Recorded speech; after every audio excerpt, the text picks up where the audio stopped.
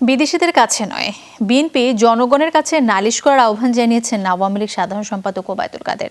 সকালে তার বাসভবনে ব্রিফিংয়ে এই আহ্বান জানান। আওয়ামী লীগে গণতন্ত্রের চর্চা নেই, বিএনপি নেতাদের এমন বক্তব্য প্রসঙ্গে ওবায়দুল কাদের বলেন, অগণতান্ত্রিক চর্চা যাদের বৈশিষ্ট্য তাদের মুখে একথা ভূতের মুখে রাম রাম ধ্বনির মতো।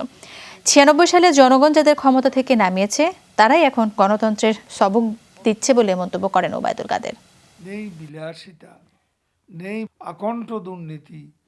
কেন্দ্র হতে তৃণমূলে তারা সম্মেলনের মাধ্যমে কোনো কমিটি গঠন করতে পারেনি।